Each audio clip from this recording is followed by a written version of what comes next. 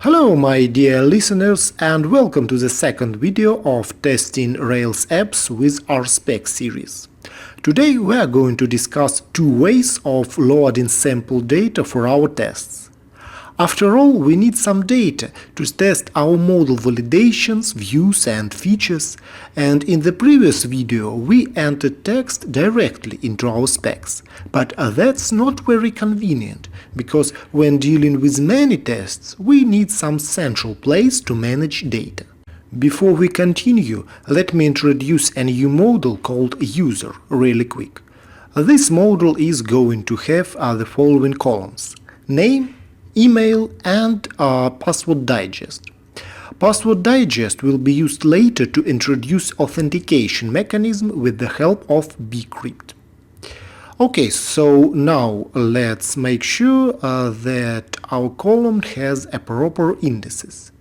And for that I'm going to open my migration file and alter my change method by adding a call to add index method and say that an email should be indexed and uniqueness should be ensured on the database level. And after that let's apply this migration, and next navigate to the newly created model, and let's make sure that a user has a name and an email. So we also need to make sure that our email is unique. So I'm going to say validates name and validates email, and also add uniqueness true here. And lastly, don't forget to prepare your test database by running migrations. Also, I would like to check that our user has entered a valid email address. Of course, you may write your own regular expression, but that would be like inventing a bicycle. And moreover, look at that regex that resembles something from the Matrix film. This complete regex is really long, so I'd rather stick to some existing solution, for example a gem called email validator. So I'm just going to add this new gem into my gem file, then run bundle install, and when you are done you can return to your model and alter your validates method call by saying email true. Okay, so now let's return to our sample data. The first option is to use fixtures that Rails suggests as a default option. Using fixtures is really easy. Create a new directory called fixtures inside your spec directory.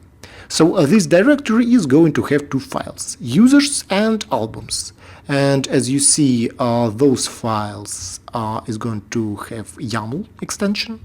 When you are done, you can create some sample data. For example, let's create an album called The Game that was recorded by a famous group called Queen. And also I'm going to add my demo user.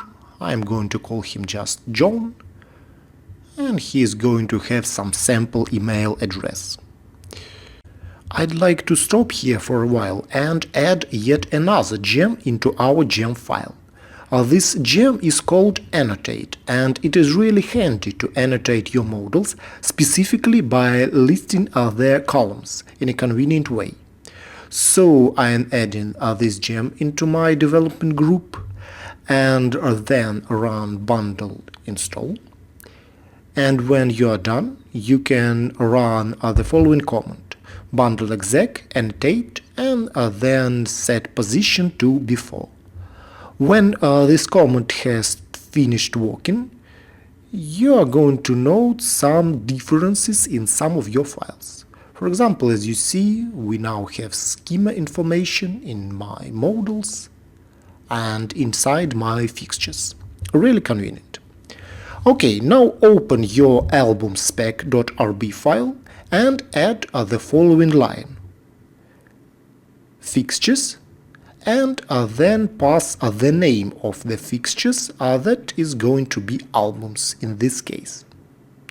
And now we can reference individual fixture in our spec. For example, I'm going to call my album that is called The Game. Okay, and we can do the same for our user spec. So let me just open that file and say Fixtures users. And for now I am going to create only one spec here, saying that if a user has valid attributes, it has to be valid. Sorry. So I am expecting my user called John to be valid. That's all. So now let me just run our specs, and as you see, everything is working pretty nice. However, using fixtures is quite tedious, and generally developers do not use them. Therefore, I want to introduce you Factorial, a library for setting up Ruby objects as state data. Using it, managing sample data becomes really convenient, and this library was named after the girls who worked at factories in the beginning of the 20th century in USA. For example, Jack London describes their lives quite interesting, so if you have never read his books, I really recommend giving it a step. But anyways, let's add a new gem into our gem file.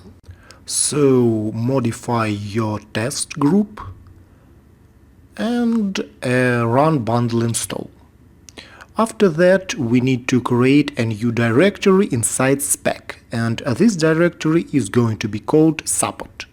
So as the name implies, it is going to host our supporting files. For now, it is going to have a sole file named Factorial, where configuration options will be placed for now. So I am just going to include syntax methods into our specs.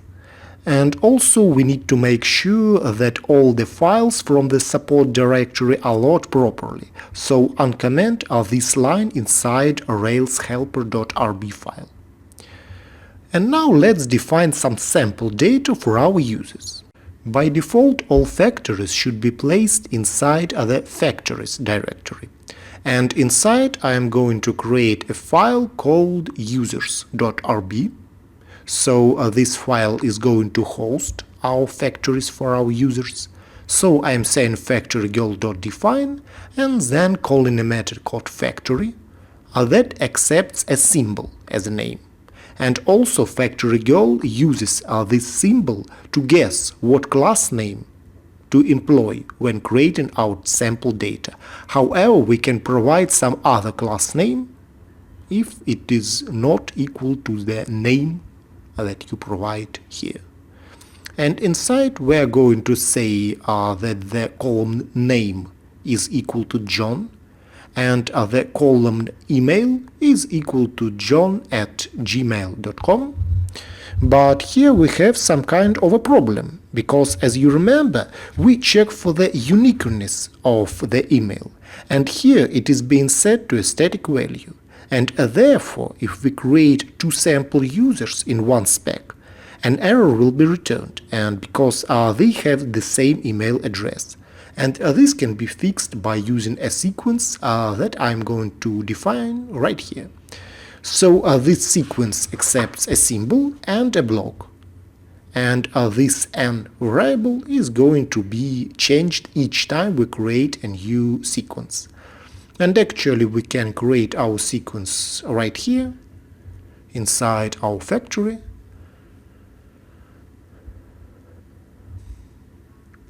And moreover, I can redefine the initial value for n, for example, set it to 10.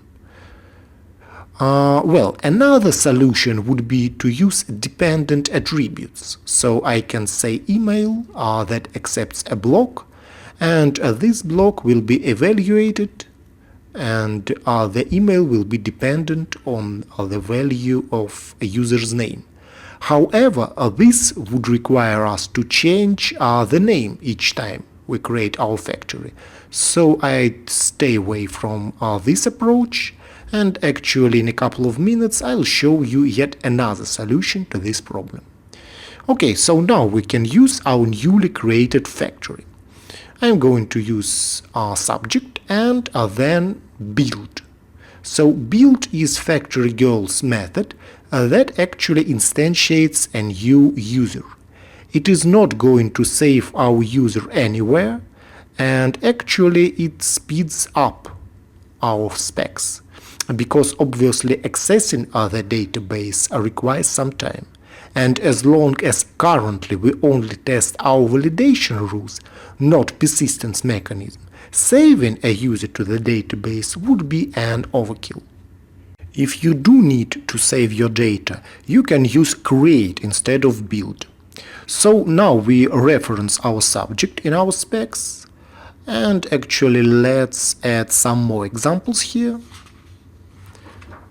And now let's introduce yet another factory for our albums. So create albums.rb file inside factories directory and use the same construct as seen before. So factorial.define, then factory named album, and album of course is the name of our models class, so everything should be working just fine. Remove this call to fixtures and use build and pass album as a sole argument here. And now of course reference subject from within your specs. And lastly we can get rid of our fixtures directory completely. And after you've done that, just go ahead and run your specs and everything is working just great. There is so much more to Factorial, so I really recommend reading its wiki pages to find more examples and use cases. In the upcoming episodes we will use some of its features, but today I am going to show you yet another trick. Suppose we want to all email addresses to be downcased before validating and saving them to the database. Of course, that can be done by using before validation callback, and I'm going to pass this stubby lambda to this callback. And actually, if you don't know what is stubby lambda, I've covered it in one of my previous videos on Ruby metaprogramming, so feel free to watch that episode. Now let's write the corresponding spec. However, how are we going to tell Factorial that we want to use an upcased email that later should be converted to downcased? Of course, we could create another factory and call it something like a user upcased email and set it up accordingly, but that would bring some code duplication, and of course we do not want this to happen. What we will do instead is use transient attributes that can be passed when creating a factory. This new attribute will be called upcased, and for now I'm going to set its default value to true. And now we need a way to tell Factorial to actually upcase our email after the factory is built, but before it is actually saved. So for this we need a callback. This callback runs after building each factory by either using build or create methods, and it upcases the email if the upcased transient attributes is true. Note that I'm going to use this evaluator argument to check my upcased attribute. And now we can just return to our spec and create a new example by saying that our email should be converted to downcase, and I'm going to create yet another user and say that upcased should be set to true. And I'm expecting user's email to be downcased. Okay, now let's just run our specs to check that everything is working correctly. And actually you can comment out this before validation callback to check that an error is being actually returned if we do not convert our email. The last gem I wanted to quickly show you today is called Faker, and its purpose is to create various fake names, emails, addresses, and even paragraphs of text. Using it may be convenient when you do not want to spend time thinking of sample names or writing long passages of text with some gibberish. So include this gem and run bundle install, and then don't forget to require it inside Rails helper.rb file. So after you've done that, you can modify our factories to take advantage of new fake data. So let's start with our name. So I'm going to replace this static value of John with faker name dot name. This is going to return something like John Doe, but if you need only a name, you can actually use first name method instead of just a name. So okay, now we can generate our random email address. So I'm going to remove this sequence here and instead use faker internet.email. And actually we can even pass a value from the name column to this method to generate an email based on it. Just make sure that you pass a block here because this is going to be a dependent attribute based on the value of name. And now on to the album. Unfortunately, this gem is not designed to generate titles for musical releases. However, it does have something similar. For example, you can use commerce.product name or even a more suitable book.title. So here is some sample output. And actually I think that using book.title is even better. Actually, Faker can return pretty funny things, like words related to hipsters, or it can even say some pseudo-technical phrases by using a method called say something smart. Just look at that. So if you ever need to explain your boss why something is not working, just say some of these phrases, I don't know. Use the online GBOID matrix. Well, who knows what it is, but it really seems like something smart. But well, anyways, you can modify your factory and run the tests when you are done. So our favorite green Susan message is being displayed, and of course this means that everything is working just great.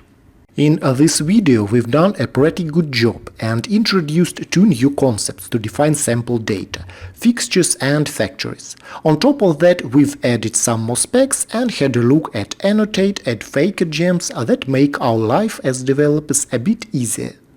One last thing to note is that the source code for this series is available on GitHub. So feel free to clone it or create an issue if something is not working for you. In the next video we are going to continue discussion of RSpec, write more tests and learn new cool tricks. So see you soon!